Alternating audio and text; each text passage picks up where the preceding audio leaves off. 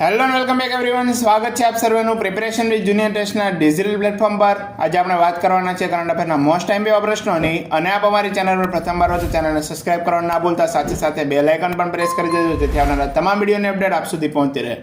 અને હજુ સુધી તમે અમારી ટેલિગ્રામ ચેનલ જેમાં વોટ્સએપ ચેનલ જોઈન ના કરી હોય તો નીચે ડિસ્ક્રિપ્શન બોક્સમાં તેની લિંક આપેલી છે, તો ત્યાં જઈને તમે જોઈન કરી શકો છો. તો શરૂ કરીએ કરંટ અફેરના મોસ્ટ ટાઈમ એવા પ્રશ્ન. પ્રશ્ન number 1, cell steel authority of India limited દ્વારા ભારતમાં પ્રથમ 15 મેગાવોટનો ફ્લોટિંગ સોલર પ્લાન્ટ કયા રાજ્યમાં સ્થાપિત કરવામાં આવશે? તો આપણો સાચો જવાબ છે ઓપ્શન સી, છત્તીસગઢ. પ્રશ્ન નંબર 2, નીચેનામાંથી કઈ કંપનીએ ડ્રોન દીદી પાયલટ પ્રોજેક્ટ માટે કૌશલ્ય વિકાસ અને ઉદ્યોગ સાહસિકતા મંત્રાલય સાથે સમજૂતી પત્ર પર હસ્તાક્ષર કર્યા છે? તો આપણો સાચો જવાબ છે option A, Mahindra and Mahindra. પ્રશ્ન નંબર 3, સ્પેનિશ નેશનલ રિસર્ચ કાઉન્સિલના પુરાતત્વવિદોએ સ્પેનના ગુરેગાંવમાં 5 ચહેરાવાળો પથ્થર શોધી કાઢ્યો છે જે લુપ્ત થઈ ગયેલી કઈ સંસ્કૃતિનો છે? તો આપણો સાચો જવાબ છે ઓપ્શન ડી, ટોર્ટેસોસ. પ્રશ્ન નંબર 4, નીચેમાંથી કયા દેશે વિશ્વના પ્રથમ 6G ઉપકરણનું અનાવરણ કર્યું છે? તો આપણો સાચો જવાબ છે ઓપ્શન સી, જાપાન.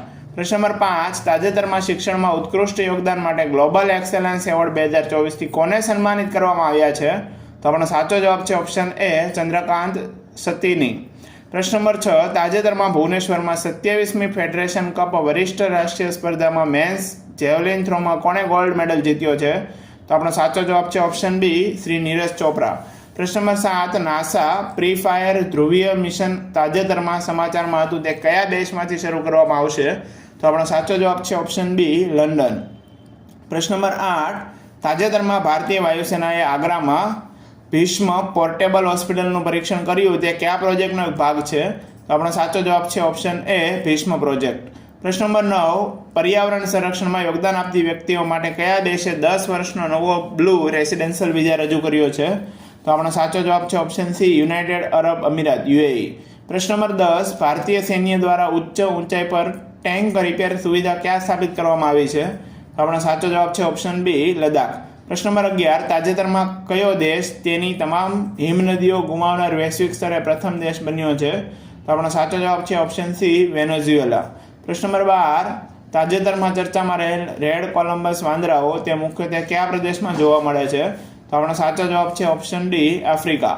પ્રશ્ન નંબર 15, નીચેનામાંથી તાજેતરમાં સિટી પેરા સ્વિમિંગ વર્લ્ડ સિરીઝમાં કોણે બ્રોન્ઝ જીત્યો છે? તો આપણો સાચો જવાબ છે ઓપ્શન એ, બિનીત રોય.